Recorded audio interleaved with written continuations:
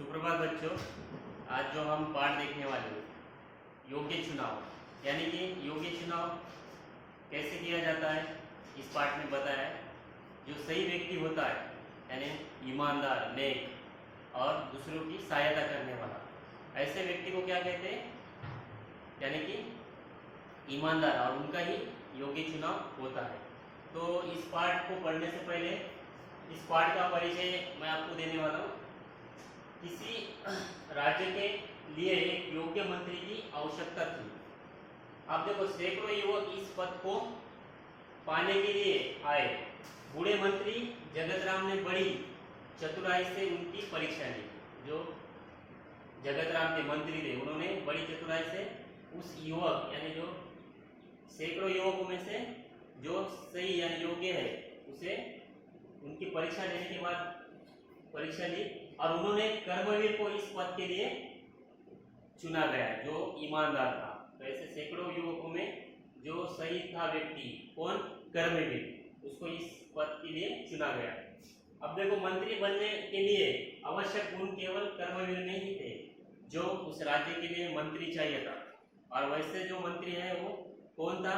कर्मवीर, क्योंकि उसके जो अंदर जो गुण थे वो कर्मवीर के अंदर ही थे, तो इसीलिए उनको चुना गया। अब देखो, इस पाठ को पढ़ने से पहले इसके शब्दार्थ आपको लिखने हैं। तो देखो, यहाँ पे पहला जो शब्द है, तो देखो पहला जो शब्द है सेवा मुक्त करना, यानी क्या? नौकरी से छुटकारा देना। दूसरा है विनती, यानी क्या? प्रार्थना।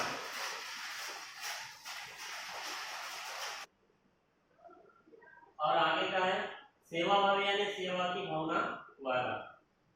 परोपकारी, यानी दूसरों की भलाई करने वाला। हरकार, यानी क्या? दूध, उसे डाकिए कहते। ढिंडोरा, यानी गुनादी, दुखी कहते। चयन, यानी क्या? चुनाव। चाह, यानी इच्छा। वृद्ध, यानी बूढ़ा आदमी। और कीचड़, यानी चिपकने वाली गीली मिट्टी। और ये उम्मीदवार, यानी चुनाव के लिए आए हुए युवक। दृश्य, यानी नजारा, जिसे देखा जाए। चिंता, यानी फिक्र। विनम्रता से, यानी नम्रता पूर्वक। कीचड़ से सने, यानी कीचड़ लगे हुए। सोए, यानी खुद। गुण, यानी विशेषताएं, खूबियां। सुयोग्य, यानी लायक। और न्याय, यानी इंसाफ। तो इन शब्दों को आपको 5 बार लिखकर उसे याद करना है, ठीक है? इस पाठ को हम अगले वीडियो में पढ़ेंगे। इसे 5 बार लिखो और उसे याद करो, ठीक है? ओके।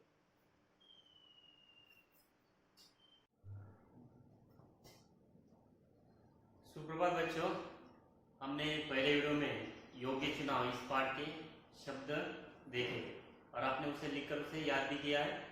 तो देखो, अभी जो हम पाठ पढ़ने वाले योग्य चुनाव, तो मैंने आपको पहले बताया जो राजा मंगलसेन थे, वो जो राजा थे मंगलसेन, और उनके जो मंत्री थे जगत राम, वो क्या थे?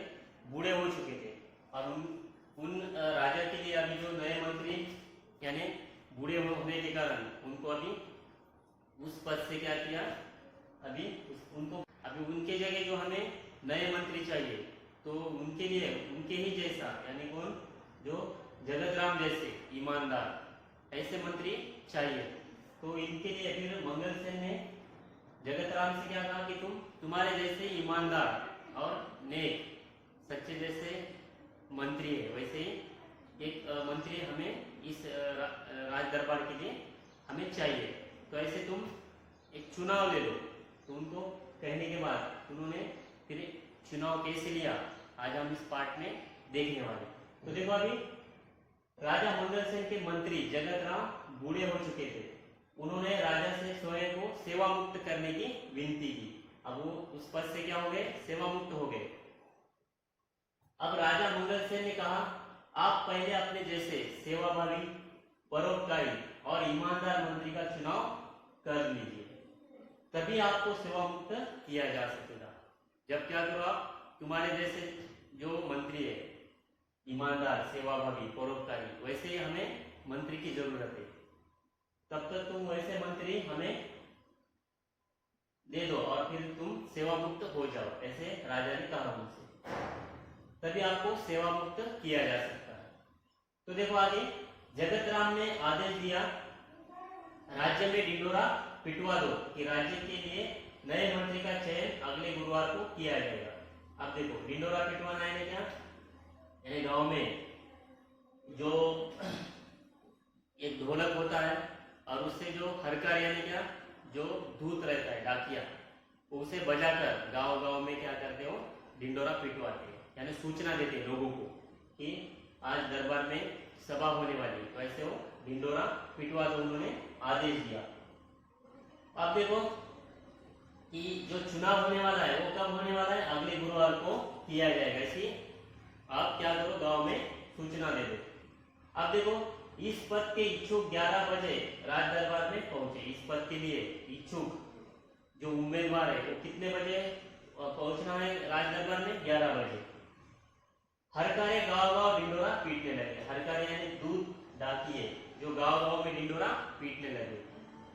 अब देखो आगे, चयन वाले दिन राज दरबार की ओर जाने वाले मार्ग पर सुबह से ही 9 युवकों की भीड़ लगी थी। अब देखो चयन वाले यानी जो चुनाव होने वाला था राज दरबार में, तो उस मार्ग पर सभी जो युवक थे 9 युवक उस मार्ग पे जा रहे थे, तो उनकी उस मार्ग पर भीड़ लगी हुई। तो अब देखो सैकड़ों की संख्या में युवक दरबार की ओर जा रहे थे। सैकड़ों की संख्या में बहुत सारे युवक जो राज दरबार की ओर जा रहे थे, क्योंकि उनको मंत्री यानी पद के लिए उन्हें जाना था, इसलिए बहुत सारे जो युवक थे वो राज दरबार की ओर जा रहे थे। इसी रास्ते पर एक तरफ एक वृद्ध हताशा बैठा था। उसी रास्ते के एक तरफ एक वृद्ध क्या हुआ था, हताशा बैठा था, यानी हताशा यानी क्या निराश उदास, तो वो बैठा था। उसकी बैलगाड़ी का एक पहिया रास्ते के किनारे कीचड़ में फंस गया था। वो क्यों हताशा बैठ गया था, क्योंकि उसके जो गाड़ी थी बैलगाड़ी उसका एक पहिया कीचड़ में फंस गया था, इसीलिए वो हताशा बैठ गया था वहां पे। वृद्ध ने कई बार पहिया कीचड़ से निकालने की कोशिश की पर असफल रहा। उस वृद्ध ने क्या किया, कई बार वो पहिया कीचड़ में से निकालने की कोशिश की, लेकिन वो सफल हो गया क्या, नहीं, वो हताशा हो गया और दुखी होकर वहां पे बैठ गया। और उस जो कोशिश की उसने वो सफल हो गया क्या, नहीं, असफल रहा उसने। मंत्री पद के अनेक उम्मीदवारों ने राज दरबार जाते समय ये दृश्य देखा, पर किसी ने भी उस वृद्ध की सहायता नहीं की। अब देखो उस मार्ग पर सैकड़ों की संख्या में युवक जा रहे थे राज दरबार की ओर। सभी ने देखा कि ये वृद्ध वहां पे हताशा बैठा है, उसे कोई किसी ने भी मदद नहीं की, उसे मदद की यानी वो मदद के लिए पुकार रहा था, लेकिन उसने किसी ने जो युवक थे वो किसी ने भी उनकी मदद नहीं की। तो उस दृश्य, अब देखो मंत्री पद के अनेक उम्मीदवार राज दरबार जाते समय ये दृश्य देख रहे थे, लेकिन उन युवकों ने उस वृद्ध की सहायता नहीं की। सहायता यानी क्या, मदद। तो देखो ऐसे जो यहाँ तक पाठ हमने देखा कि जो युवक थे वो उस वृद्ध को देखकर जा रहे थे, लेकिन किसी ने भी उस वृद्ध की, वो युवक में से किसी भी एक युवक यानी कोई भी युवक वहां पे नहीं गया और उस जो वृद्ध था उसकी जो सहायता नहीं की। तो इस पाठ को यहाँ तक हमने देखा है।